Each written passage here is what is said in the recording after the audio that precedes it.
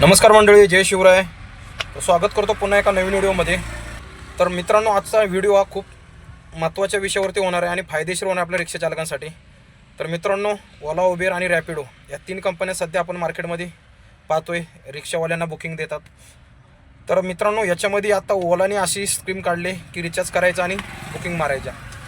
तर ओलाने ही काढल्यापासून ज्यांनी रिचार्ज केला आहे त्याला बुकिंगच ओला देत नाही. कारण माझा पण अनुभव आहे, मी 2 महिने झाले ओला वापरलंच नव्हतं. तर काल ओला चालू केलं, मी काल रिचार्ज केला ओलाला. मला म्हणजे याच्या अगोदर मला सारखे नोटिफिकेशन वगैरे यायचं, ओला चालू वापरा वगैरे, असं हे फीचर आले ते फीचर आले. तर काल म्हणलं रिचार्ज करावा आणि रिचार्ज केला. मी म्हणलं एकाच दिवसाचा करून बघतो, म्हणलं आपण काही रेग्युलर वापरणार नाही, बघू आधी अंदाज घेऊ कसं काय सर्व. मी कधी असं चालू करून ठेवायचो, पण मी ॲक्सेप्ट करत नव्हतो. रेट कमी असल्यामुळे मी ॲक्सेप्ट करत नव्हतो. म्हणलं रॅपिडो आणि उबेरच बेस्ट चालले त्याच्यात चालू. तर मी काल रिचार्ज केला आणि म्हणलं बघावं ट्राय करून.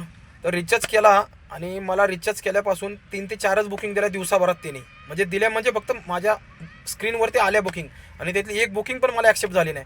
असं करतं म्हणजे एकदा पैसे घेऊन बसले की ड्रायव्हरने आपली तिकडं काय पण करू दे, त्याला कंपनीला घेणे देणं. आता रिचार्ज केल्या म्हणलं तरी बुकिंग दिली देत आहेत, तर ती ब्लर तर नाही झाली पाहिजे ना. आता अशी पूर्ण पट्टी येते, पूर्ण पट्टी ती जेव्हा क्लिअर होईल तोपर्यंत ती अदर ड्रायव्हर ॲक्सेप्ट होऊन जाते.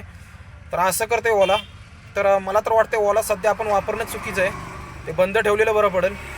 रॅपिडो आणि उबेर त्याच्यावर पण चालवायचं, पण त्याच्यात जर तुम्हाला सांगतो तरी पण सांगतो, जर रेट कमी असेल तर तुम्ही त्या रेटमध्ये जाऊच नका. रॅपिडोचं आणि उबेरचं सांगतो, रेट कमी असेल तर आपल्याला मीटरच टाकायचं आहे. मला तर वाटते त्या कंपन्या आपल्याला मॅप दाखवतो आपण ट्रिप स्टार्ट केल्यानंतर, त्याच्यात आणि आपलं ॲक्च्युली जे गाडीच्या रिडिंगमध्ये कमीत कमी थोडंफार डिफरन्स पडतंच. पण तुम्हाला सांगतो 10-1 किलोमीटरचं समजा बुकिंग असेल ना, तर त्या रिडिंगमध्ये आणि आपल्या रिडिंगमध्ये कमीत कमी 1-1.5 किलोमीटरचा फरक पडतो. कारण मी अनुभव घेतलेला आहे. मी पण सध्या आता उबेरच्या आणि रॅपिडोच्या बुकिंग या मीटरवरतीच घेऊन जातो. जर जास्तच कुठं दाखवलं असेल, कधी संध्याकाळचं कधी एक्स्ट्रा दाखवलं असेल तर मग मीटर नाही टाकत.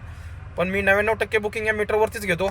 पहिल्यांदा कॉल करून विचारत जावं तुम्ही पण, मीटरवरती असेल तर चला. कारण ह्या कंपन्या आता आपल्याला थोडे पैसे कधी एखाद्या बुकिंगला वाढवून देतील, पण आपण जर आता कस्टमरला सवय लावली तर उद्या भविष्यात आपल्याला ते फायदेशीर ठरेल. काय ड्रायव्हर असे पण आहेत, जसं चालले कंपनी देते त्या रेटनुसारच घेऊन जातात. तर मला एक अनुभव आला होता. मी संभाजीनगरला थांबलो होतो आपल्या रोटरी क्लबच्या तिथं. तर तिथून मला बुकिंग आली होती ह्याची कोंडव्याची बुकिंग आली होती मला तिथून संभाजीनगरपासून. तर बुकिंग होती, ते डिस्टन्स होतं 30 किलोमीटरचं, आणि 30 किलोमीटरला दाखवले होते 444 रुपये. तर कस्टमर तिथं समोरच होतं माझ्या आणि मला बुकिंग आली होती ती. तर मी ॲक्सेप्ट केली. कस्टमर येऊन बसलं गाडीमध्ये लगेच. तर मी त्यांना विचारलं किती दाखवले. तर ते म्हणले काय आम्हाला 450 दाखवलेत. तर मी त्याने ॲक्च्युअली बघितलं तर 444 दाखवते, ते 450 म्हणले मला. तर मी टाकून बघितलं तर 510 का काहीतरी मीटरवरती 510 का काहीतरी असं वरती होत होतं. तर मी त्यांना म्हणलो मॅडम मीटरने जावं लागलं. आणि ते 510चं कमीत कमी मीटर टाकून गेलो असतो ना मी पुण्यामध्ये, तर कमीत कमी त्याचे 700 रुपये झाले असते. कारण तिकडं कोंडवा त्या साईडला रस्ते पण थोडे हे आहेत, म्हणजे ट्रॉफिकचे रस्ते आहेत तिकडं. तर 700 रुपये झाले असते. आणि त्या मॅडम बोलल्या नाही आम्हाला दुसरी रिक्षा मी करून जाते. तर मी कॅन्सल केली. तर ते दुसरा ड्रायव्हर आले, त्या ड्रायव्हरने मला काय सांगितलं जरा, म्हणजे मला पण ते थोडं विचार करायला लावलं त्याने.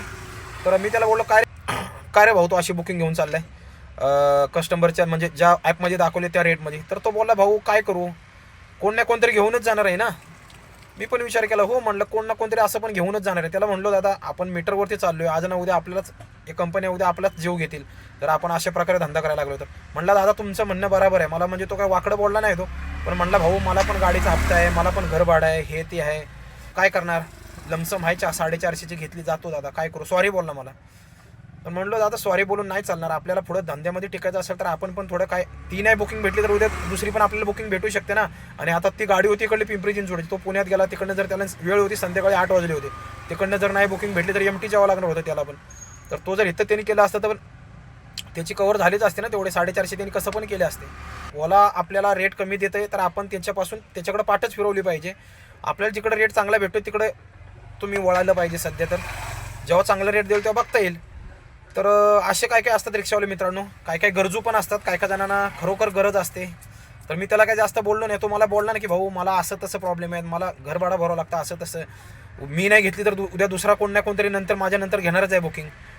तर मी पण म्हणलं हो चालेल, ते पण बरोबरच आहे, कोण ना कोणतरी घेणार. पण सर्वांनी विचार केला ना, कारण कस्टमरला त्रास झाल्यानंतर कस्टमर काय स्वतःहून बोल की चला मीटरवर चला. हे 4-5 रिक्षा कॅन्सल झाल्या तर त्याला वाटणार हे खरं काहीतरी म्हणजे रिक्षावाल्यांची युनियन आहे, काहीतरी एकी आहे त्यांची. तर आपल्या काही दिवसांनी सवय लागली तर कस्टमर आपोआप मीटरवरती येतील. तर ते आपलं कर्तव्य, आपण त्यांना सवय लावणं. तर असे काय काय रिक्षावाले असतात की घेऊन जातात, तर त्यामुळं कस्टमरला सवय लागते. तर आपण सवय लावली तर हमखास कस्टमर मीटरवरती येतील. आणि मीटरवरचा धंदा आपल्याला परवडण्यातला धंदा आहे. कारण ओलाचा जरी ओलाने किंवा उबेरने आत्ता जरी 17 रुपयाने रेट दिला ना, तरी तोच रेट आपण मीटर टाकून गेलो ना, तर ते जिथं 10 किलोमीटर असेल ना, तर ते आपल्या मीटरमध्ये कमीत कमी 11 ते 11.5 किलोमीटर भरतं. तिथंच आपल्याला 20-25 रुपये एक्स्ट्रा भेटतात.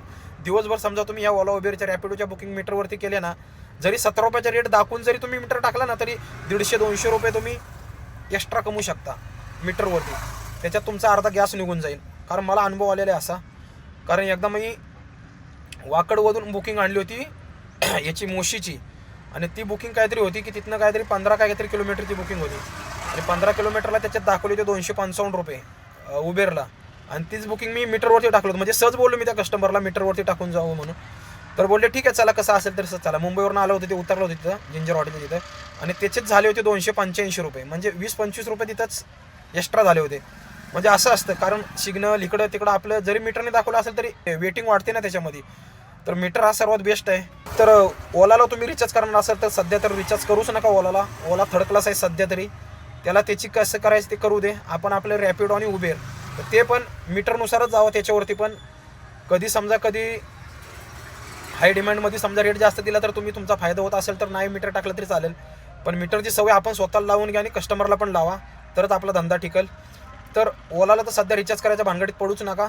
आणि या 2 ॲप्सच तुम्ही सध्या तर यूज करा. म्हणजे मी हे रॅपिडो आणि उबेर चांगलं आहे असं सांगत नाही, तुम्ही यूज करा पण मीटरवरतीच करा असं मला सांगायचं आहे. तर चला, कसा वाटला व्हिडिओ कमेंट करून नक्की सांगा. आणि चॅनलवरती नवीन असाल तर प्लीज चॅनलला सबस्क्राईब करा. आणि असे